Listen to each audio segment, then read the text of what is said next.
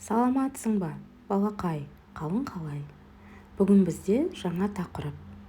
4-ші сабақ емханада. Бүгін сен жұмбақты тыңдап, шешуін табуды, рөлдік ойын ойнауды үйренесің. Бүгінгі тақырыпқа байланысты жаңа сөздер. Емхана, емхана, поликлиника. Дене қызуы, дене қызуы. Температура. Медбике, медбике. Медсестра. Дәріхана, дәріхана, аптека. Жарайды, олай болса жалғастырамыз. Бірінші тапсырма. Тыңда, жұмбақтың шешуін тап, сұраққа жауап бер. Медбике мен дәрігер таңнан жұмыс істейді.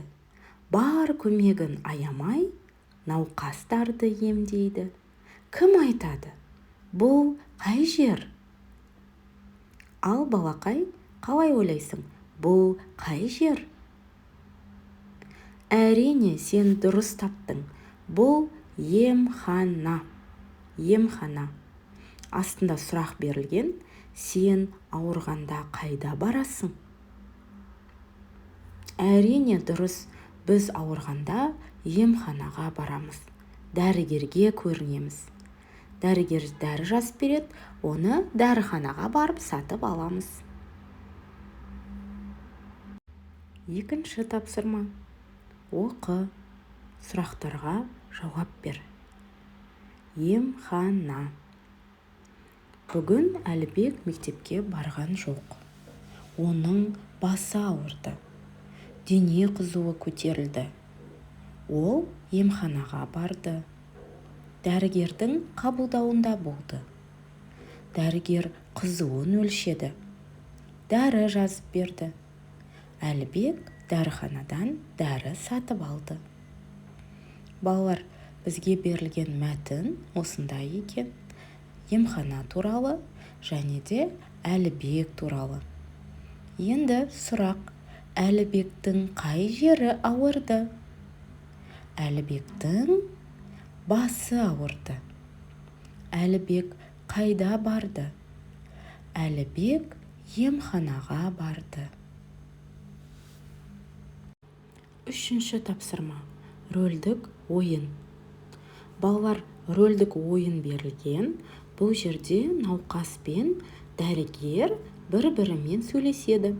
Оны сыныптарыңда бір оқушы науқас, бір оқушы дәрігер болып сөйлессеңдер болады. Ойын ойнасаңдар болады. Рөлдік ойын дәрігердің қабылдауында деп аталады. Яғни бірінші науқас кіреді, дәрігер оны қабылдайды. Олай болса бастайық. Кіруге болады ма? Кіріңіз, отырыңыз. Сәлеметсіз бе, дәрігер? Сәлеметсің бе? Қай жеріңіз ауырып тұр? Басым, тамағым ауырып тұр. Қане, тамағыңызды қарайын. Жарайды. Мына дәріні алып ішіңіз. 2 күннен кейін қайта келіңіз.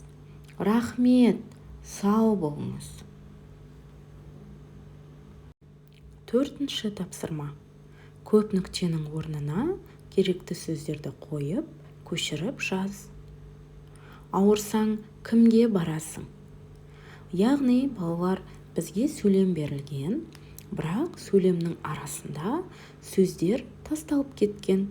Сол көп нүктенің орнына төмендегі керек сөздерді қойып жазу қажет.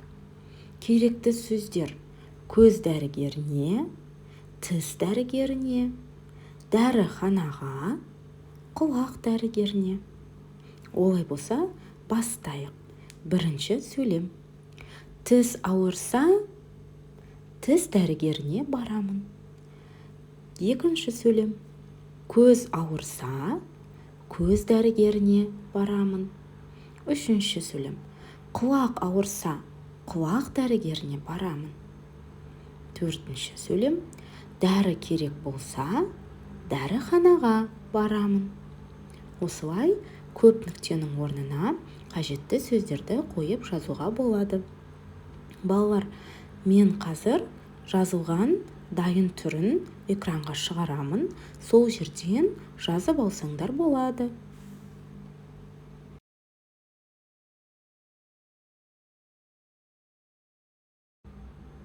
Балалар, осымен біздің сабағымыз тәмам. Егер сендерге сабақ ұнаса, менің каналыма жазылып, лайк басып, комментарий қалдыруды ұмытпа.